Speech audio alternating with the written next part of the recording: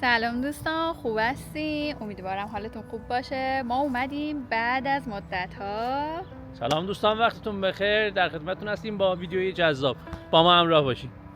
امروز میخوایم برای دوستانی که سال اول هستن و میخوان چه مهاجرت کاری بکنن چه مهاجرت تحصیلی بکنن و بیان رومانی، براتون یه تعداد توصیه داریم. خب دوستان ببینین، اولش ما شروع میکنیم که حالا چیا بیارین. اونو قبلا یه ویدیو درست کردم که چه مدارکی بیارین، چه وسایلی بیارین. بعضی از وسایل اینجا موجوده، اصلا لازم نیست که برای خودتون بار کنین، بار اضافه کنین.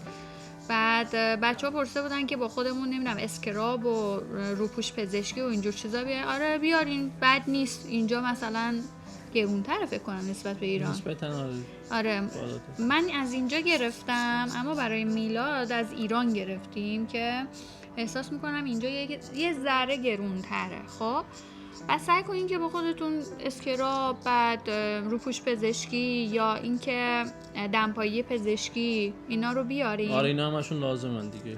آره موضوع بعدی اینه که یه وکالت به حالا پدر یا مادرتون بدین که این خیلی مهمه به نظر من. شاید بعضی از کارهای اداریشون بمونه. به نظر دیگه چی بیارن با خودشون؟ پول بیارن.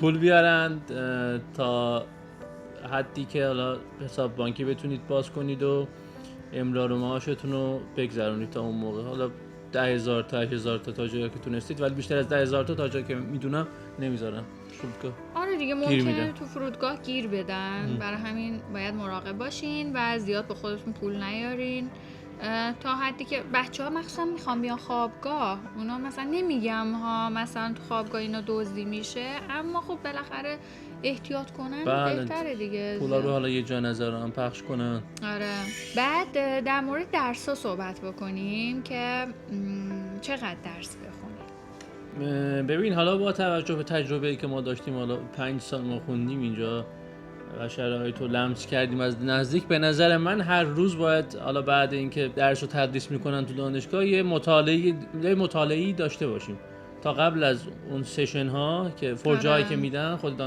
دانشگاه میده که حدوداً 10 روز مونده به امتحانات. تا اون موقع به نظرم هر روز یه مطالعه ملایمی داشته باشیم و از اون فرجه ها به بعد دیگه بره بالای به نظرم 5-6 ساعت 7 ساعت شاید که بشه هندل کرد. این مدلی به نظرم جوابه واسه دروس پزشکی. غیر از این یکم واقعیتی سخته، نمیشه که مثلا همه درس‌ها رو نگه داشته آخر سر. آره اصلا درسای پزشکی تیپشون اونجوری نیست که لحظه آخری بخونی یا شب امتحانی بخونی. آره واقعا اصلا اونجوری نیستش، چون که درسای تفهیمی هستن و شما یه تعداد مشکلات دارین که باید از استاد بپرسین و اینو توی طول ترم میتونیم بپرسیم.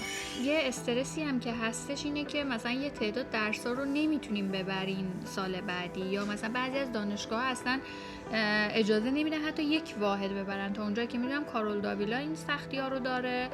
دانشگاه ما تا 10 واحد اجازه میده که ببرین سال بعدی. و اینکه دانشگاه 15 تا بود فکر کنم 15 تا کرده، چون که روش امتحانا رو اونقدر سخت کرده که اصلا 15 تا فکر کنم الان کم به 15 تا الان 2 تا درس تخصصی الان میشه 7 تا 8 تا دیگه کدومش، یعنی بیشتر از 2 تا عملاً، مگه اینکه درس عمومی باشه یا غیر مرتبط با دندون پزشکی باشه که اونم معمولاً پاس میشن. سال اول بچه‌ها دیر میرسن. خب در هر صورت میره اون ریسیژن. آره ریسیژن دارین، بعد نگران نباشین از این بابت. دانشگاه حالا درک میکنه، اما خب استادا درک نمیکنه. حالا یه توضیح هم بدم اونایی که شاید ندونن که ریسیژن یعنی چی. یعنی مجدد امتحان شانس دوباره واسه امتحان اصلی که نتونستیم بدیم یا فیل شدیم اون امتحانو، اصطلاحاً اینجا میگن ریسیژن. آره بچه‌ها اینم اصلا ایراد نیست، یعنی هیچ دندون پزشکی رو شما نمیتونین پیدا کنین یا هیچ پزشکی رو نمیتونین پیدا کنین که هیچ درسی رو نیفتاده. خب یعنی کلاس ما زرنگ ترین فردش بازم تو این 5 سال مثلا یه درسی افتادن. یه توصیه‌ای هم که من بهتون دارم، از خود استاد بپرسین که من چی بخونم برای امتحان، چون که اینجا یه شیطنتایی میشه از جانب مثلا دانشجوها که میگن آره فلان چیزو بخون. از پارسال مثلا بچه‌ها میگن که از این جزوه زیاد اومده و ما خیلی از این موضوع کشیدیم، خیلی مخصوصا که آره دیرم اومدیم خیلی هوامون رو نداشتم. اینم بگم بحث فیل شدن یا افتادن تو درس‌ها یه چیز همونطور که گفتی غیر عادی نیست. آره غیر عادی نیست، کاملا یه چیز معموله و خود استادا هم اینو میدونن، خودشون هم قبول دارن که میگن آقا نتونستی بخونی اشکالی نداره. بخاطر همین ما 2 شانس مجدد میدیم بهتون که آخر سال شما میتونید بعد اینکه امتحان تمام شد شانس اول و خدای نکرده اونم نتونستی شانس دوم هم دارید. آره ما یک ویدئویی ضبط کرده بودیم قبلا، چالش هایی که با دانشگاه با درس دندونپزشکی داشتیم، اونجا گفته بودیم که سخت‌ترین سال اوله، اما من الان حرفمو عوض میکنم. تو چطور؟ سال 5 منم 100%. ای وای یعنی سال 5 یه انرژی ازمون گرفت، یه جونی ازمون گرفت، واقعا خیلی بد بود. میدونی موضوع چیه؟ موضوع فقط این سختی درس‌ها نبود، سیستم امتحانات هم امسال عوض شد. آره یعنی اولین دوره‌ای بود، اولین سالی بود امسال که اون نگاتیو مارکینگ رو اضافه کردم به بعد نمره منفی داشتیم مثل کنکور ایران. ما الان تقریبا 2 هفته است دیگه امتحانا رو تموم کردیم و اینکه همچنان خواب امتحان رو میبینیم و همچنان استرس سال 6 رو داریم، چون که سال 6 چه اتفاقاتی میخواد بیفته. آره سال 6 انگار 5 پلاسه، خب یعنی همین درسای سال 5 اما یکم مثلا تغییر میکنه، مثلا 2 میشه، ارتودنسی 2، ماکسیلوفیشیال 2، پریوی 2 و همشون واقعا درسای سختی هست. موضوع بعدی که هستش میپرسین که از اول درسای عملی هستش یا نه. سال اول درس عملی که بود کلا هست عملی، ولی خب اون شدتش به نظرم فرق میکنه که چقدر جدی باشه یا نه. بعضی دروس تخصصی مثل همون مورفولوژی که گفتی برای سال اول اون آره خیلی جدی تره، ولی مثلا میگم اما رو مریض کار نمیکنه. نه رو مریض نه، آخه منظورشون از عملی کار رو مریضه یا نه مثلا کارهای فیزیکی که تو آزمایشگاه انجام دادیم. اگر منظور اونه سال اول جدی ترینش به نظرم همون مورفولوژیه یا آناتومی هم میتونه باشه که حالا میبرن اون موزه و اینا. بعد اجساد میبینید از نزدیک، بعد آناتومی مغز از نزدیک میبینید، مغز واقعی و اینا که تشریح میکنید و این حرفا، اینا اینطوری اگه حساب کنیم آره اونا کلا عملی داریم از اول. ولی بعضی از دروس هم هست مثل به فرض وایرولوژی یا باکتریولوژی که اینا به صورت آزمایشگاهی زیاد جدی نبود. پرکتیکالاشون یا فیزیوتراپی و اینا اونو واقعا در اون حد نیستن. اما از سال 2 ما روی مریض کار کردیم اینطور که مثلا 20% درسمون روی مریض بود، اما از سال 4 دیگه 100% عملیامون روی مریض بود، کارمون یعنی بیشتر با مریض بود. براشینگ حالا رو مریض اگه حساب کنی آره دیگه. خب تمرینه دیگه، بالاخره پوزیشن های دندون پزشکی رو یاد گرفتن و با یونیت آشنا شدن خوبه کار کردن. آره مثلا اون خیلی بحث مهمیه که چطوری رو صندلی بشینی. زاویه مریض، زاویه دندون پزشک نسبت به یونیت یا نسبت به اون دندونی که کار میخوام بکنن. یه سوالی هم خیلی پرسیدین که درس‌ها برای رومانیایی آسونه، برای انگلیسی زبانان سخته، استادا بیشتر با انگلیسی زبان‌ها راه نمیان. به نظر تو؟ نه قبول ندارم. من اصلا قبول ندارم. این یعنی اصلا من تو دانشگاهمون اینو ندیدم. ببین فرقش به نظرم میدونی چیه؟ رومانیایی با انگلیسی در کل به نظر من به نظرم فرقش فقط این میشه که مریضی که بالاخره داریم تو رومانی زندگی میکنیم درس میکنیم دیگه، مریض رومانیایی که میاد خب با دانشجویی که میخواد رو مریض کار کنه رومانیایی باشه راحت تره. خب پس مریضشون بیشتر اینطوری میتونم بهت بگم که راحت تر میتونن مریض بگیرن اونا. آره من این فقط این فرقو میتونم ببینم. اونم یه چیز طبیعیه، بالاخره شما خودت به فرض تو ایران باشی خب ترجیح میدی پیش دندون پزشک ایرانی بری یا مثلا یه دانشجوی دندون پزشکی ایرانی بری یا کسی که مثلا دانشجوی بین‌المللی تو ایران فارسی رو نمیتونه صحبت کنه، به فرض مثلا عربی میخواد صحبت کنه، خب به تپ ما ترجیح میدیم با ایرانی کار کنیم که حداقل ارتباط خوبی هم باش داشته باشه. البته از این موضوع هم نگران نباشین، چون از سال 4 خود کلینیک بهتون مثلا اون قسمت سکرتری کلینیک براتون کلا چیز میده، مریض میده یا مثلا از تریاج بهتون مریض میفرستن. مریض هست، فقط گفتم کمتر. آره دیگه، فرقشون. آره. آخه تعداد رومانیایی‌ها بیشتره، یعنی مثلا ما 15 نفریم، رومانیایی‌ها فکر کنم 60 نفرن. آره بالا 50 تا هستن. آره تعدادشون خیلی زیاده.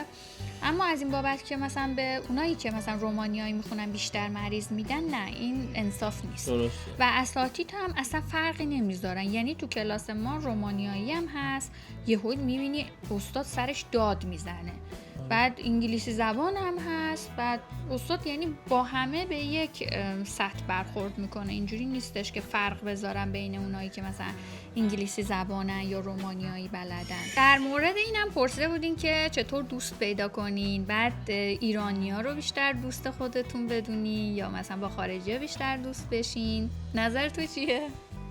دوست، ببین هر کشوری به نظرم هر مدلی دانشجو میتونه خوب و بدش رو داشته باشه. نمیشه گفت نه فقط با ایرانی‌ها باش، با خارجی‌ها نباش، خارجی‌ها باش با ایرانی‌ها نباش. به نظر اینو نمیشه گفت. به نظر من تو سالهای اول، مخصوصا سال اول و دوم، یکم دوستی که با مچ باشه، اینطوری بگم، یکم سخته.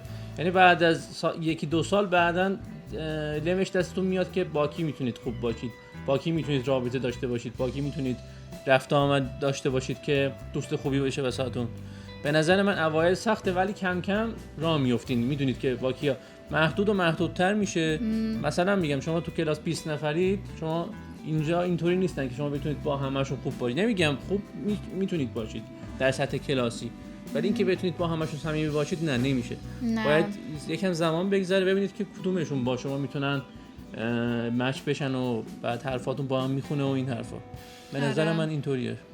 ببینیم، من نمیگم مثلا دوست ایرانی پیدا نکنین، اما به نظر من سعی کنین که با فرهنگ‌های مختلف آشنا بشین. مثلا فقط نگین که با ایرانی‌ها دوست بشم و فلان، چون که نمیگم ایرانی‌ها بدن، اما خب از همه جای ایران اینجا میاد، از خوبش هم میاد، بدش هم میاد.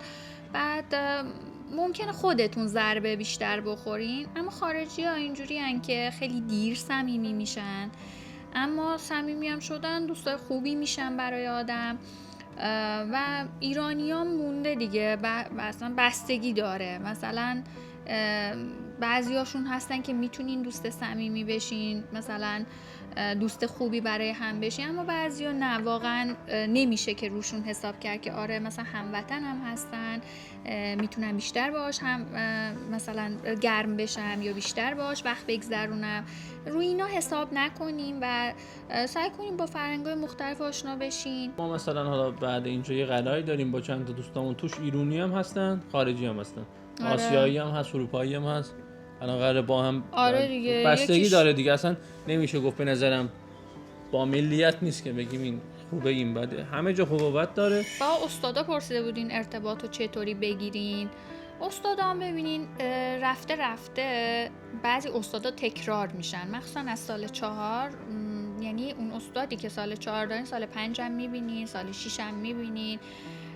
و بعضی استادا رو میتونین مثلا دوست بشین باهاشون. یعنی الان توی پیج اینستای منم هستن اساتیدم، خیلی باهاشون گرمم، خیلی باهاشون رفیقم و اینکه میتونین ازشون کمک بگیریم برای کار دانشجویی. بعضیاشون واقعا نیاز دارن.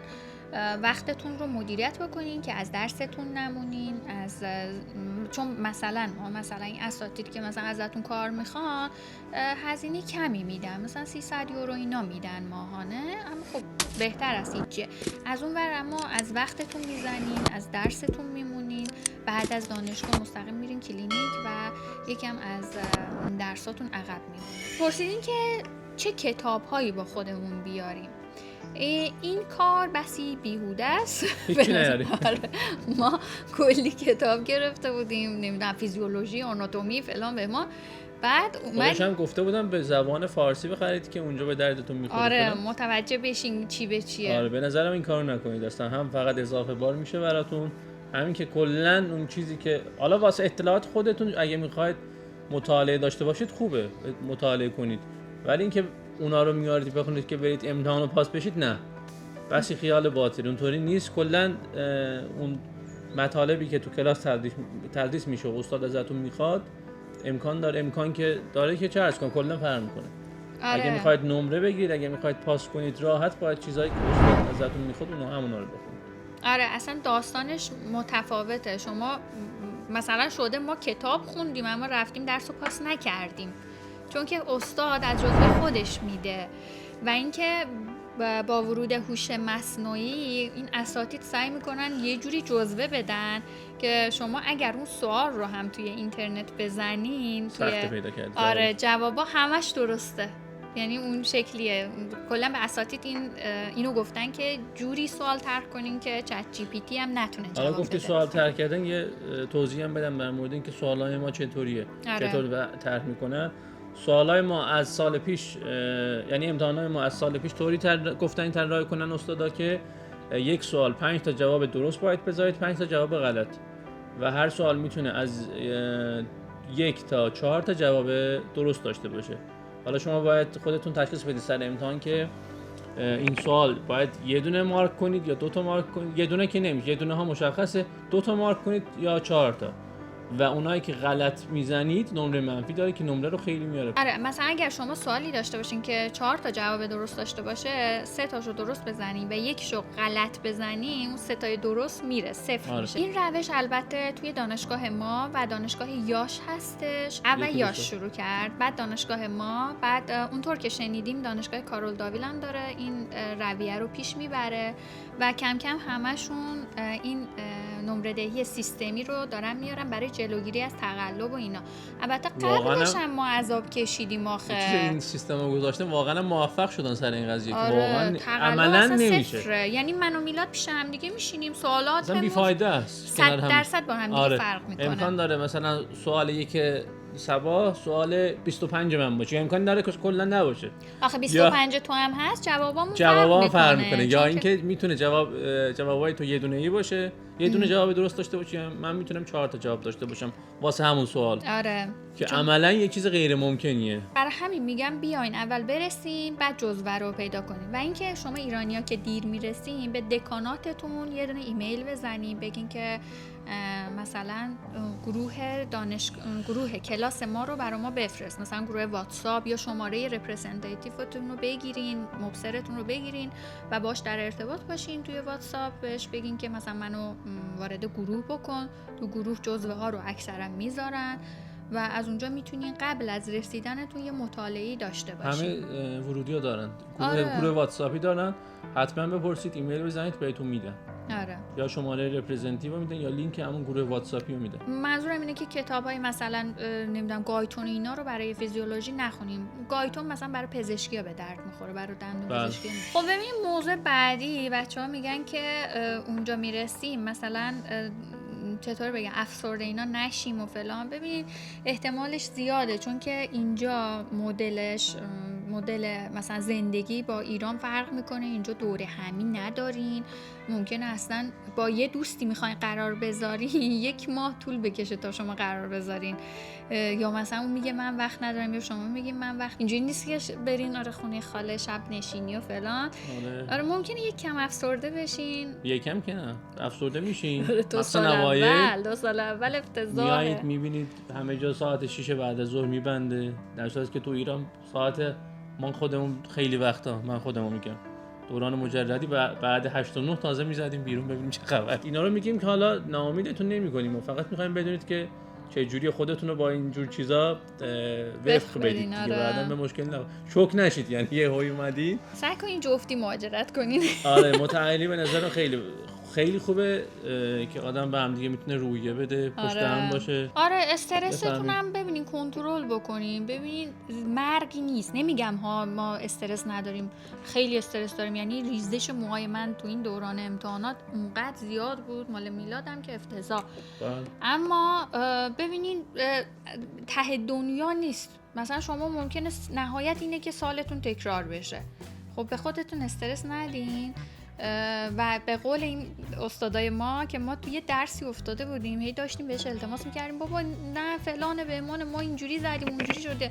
بعد برگشت گفت که بابا همچین تراژدی نیست شما دارین اینجوری میکنین، مجددا امتحان میدین دیگه، آخر یعنی دنیا نیست. آره.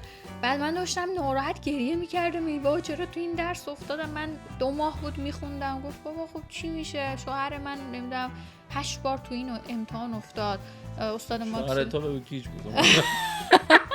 آره خیلی هرسمون داد خیلی.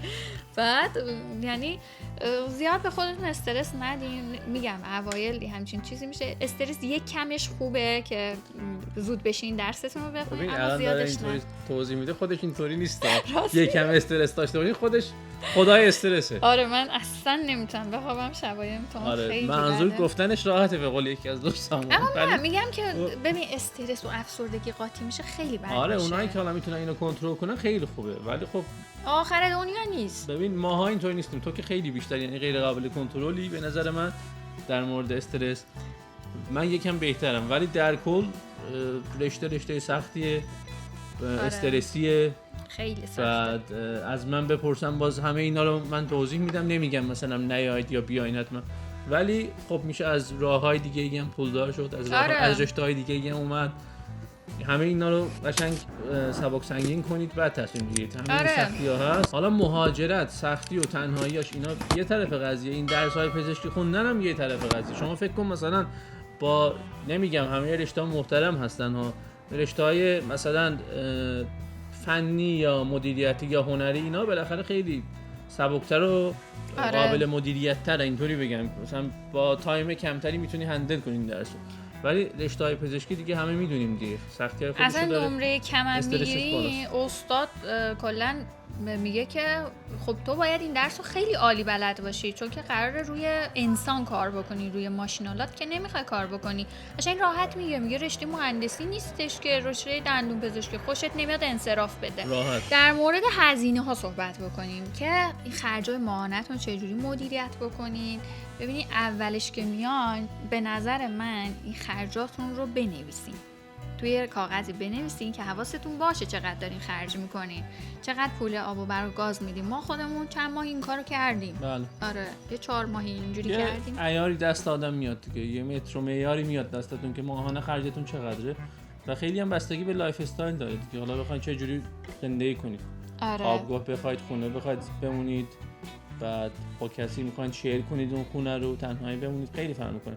بیرون زیاد غذا بخورید، خونه خودتون درست کنید، اینا خیلی مهمه. سعی کنید تو خونه تو خونه غذا درست کنید که خرجتون یکم پایین‌تر، چون واقعیتش ما الان مثلا یورو به ریال خرج میکنیم، یعنی حسابمون یورو که نمیاد توی ایران، یعنی درآمدا به یورو که نیست، به ریاله. سعی کنین که مثلا دیسکو اینا کمتر برین، نمیگم اصلا نرین، اما خب کمتر برین، واقعا چیزی هم نداره. شاید نمیگم کمتر برین، یه هفته 3 بار برین. نه سعی کنین که کمتر برین، ببینین واقعا چیزی نداره. همش مثلا الکی اینجوری میکنن، یه دونه لیوان دستشون هد میزنن اینجوری جلو وای میسته اینجوری میکنن و چیز خاصی نداره. مهمونی‌های خودمون خیلی بهتره به نظر من. آره مهمونی‌های خودمون بهتره. بعد اینجا دوستتون رو مهمون نکنین، خیلی راحت دنگ خودتون رو حساب کنین و دنگ اونا رو حساب نکنین. بابا تو چقدر خسیسی. آره قرار نیست که واسه کسی تحمیل بشی و هزینه‌شو بده. آره. خودشون میدونن. فقط خودتون مثلا اینطوری نباشه که آره دیگه من امروز میدم بهتون، انتظار نداشته باشین بگن نه من خود واسه خودم میگن اوکی بده. آره راحتن. منظورم اینه که خرجاتون رو اینجوری مدیریت بکنین. در مورد کار دانشجویی هم یه دونه ویدیو درست کردم که چطوری کار دانشجویی پیدا بکنین. کار توی رستوران، کار توی فروشگاه اینا هستش. قبل از اومدنتون سعی کنین زبان رومانیتون رو یه سطحی برسونین که توی کار تو فروشگاه اینا اگه آره بخواین کمک میشه. کار جنرال در نظر دارید که کار کنید، باید تا یه سطحی آره دیگه رومانیایی بلد باشید. همون خود دلیوری هم یه جورایی رومانیایی لازمه بالاخره دیگه. تحویل گرفتن حالا غذا و فلان مهمه اینا تا یه حدی آره لازمه. آره بالاخره تو خرجاتون یکم دقت کنین، چون اینجا واقعیتش به یورو داریم خرج. اینجا خونه خانه نیست. نه جیب بابا نیست. همین که پولتون تموم شد اگه دارین خرج کنید. اون قضیه شد اگه باباتون کارخونه داره، اگه دارید اوکیه، ولی خب ما داریم نرمال مردمو داریم صحبت میکنیم دیگه، آره مثل دیگه. خودمون. آره نه دیگه، اونایی که باباشون خیلی پول داره میرن مجارستان دیگه.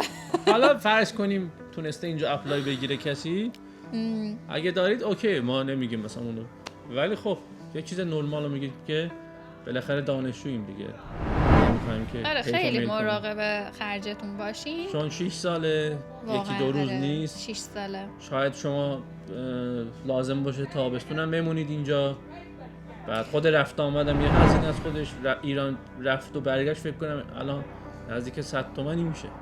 درسته؟ آره نزدیک 1000. دو نفر رو میگم، مثلا 2 نفر آره. تنهایی یک نفر، حالا شما حساب کن 500 یورو میشه دیگه تقریبا. به پول ایران حالا نزدیک 50-60. خوابگاه هم فکر کنم 80 یورو تا 100 یورو ماهانه در نظر بگیرین. اما خونه بخوایم بگیرین مثلا تک نفری سویت اینا بگیرین 200 یورو، حداقل 250. 250 300 شاید سال بعد. آره چون هر 300 سال یه مقداری هم میره میاد بالا. آره بعد خوابگاه خوبیش اینم بگم، خوابگاه خوبیش اینه که پول قبض نداره دیگه، همه آره. چیزشو خودت گفتی اینو. آره اونجا هم بچه‌ها خیلی زیادن و حالت افسردگی آره. اینا نمیاد بهتون. آره اونم از یه بابت خوبه. از بابت اینکه پرسیدین دخترها جدا هستن پسرها جدا هستن، دختر تو یه طبقه هم پسرها تو یه طبقه. ببینی همشون درس خوندن نیست، دندون پزشکی هر از گاهی هم تفریح لازمه. همین دانشگاه ها بعضی مراسمات رو میذارن، مثلا دانشگاه ما گالا داره. بله. بعد میریم اونجا بیشتر بچه‌ها دور هم جمع میشیم جشن میگیریم. فکر کنم بعضی از دانشگاه‌های دیگه هم داشته باشن. سعی کنین حالا تو این خوابگاهی که هستیم بچه‌ها بیشتر با هم در ارتباطن، یا با بچه‌های دیگه بریم مسافرت. بعد واسه ورودی‌های جدید تا جایی که میدونم اوپنینگ هم دارن، یه افتتاحیه آره. میگیرن. آره یه افتتاحیه میگیرن. مراسم دانشگاه خودمون رو میگم، یه مراسم ایونت همون دیاکناپوکو داریم. آره. که تو می برگزار میشه. یه دونه هم میدیفانو داریم، فکر کنم تو اکتبر. آره میدیفان تو اکتبر. اینا حالا چیزایی که خود دانشگاه برگزار میکنه، خیلی خوبه، میتونید شرکت کنید. و البته ایرانی‌ها دیر میرسن، برای اوپنینگ نمیرسن. آره دیگه، حالا تو سال بعدش. آره دیگه. بعد بالاخره این توصیه‌های ما برای سال اولیا بود. امیدوارم که این ویدیو براتون مفید باشه. دیگه توصیه‌ای نموند براتون. توصیه‌های ایمنی رو جدی بگیرید دیگه همین. آره بعد اومدین اینجا سیگارینا نکشین. پسر خوبی باشید، الکلینا زیاد مصرف نکنین. بعد سعی کنین که رعایت کنین دیگه تو اینجور چیزا.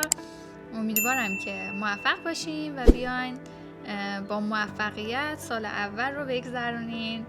و اگر هم سوالی داشتین توی قسمت کامنت ها از ما بپرسین، تا جایی که یعنی اطلاعات داشته باشیم کمکتون میکنیم. هر سوالی هم داشتید، هر موردی بود، میتونید تو کامنت ها ازمون بپرسید، جواب میدیم حتما بهتون. خیلی مراقب خودتون باشید. به امید موفقیت شما دوستان. تا ویدیو بعدی، خدا نگهدار.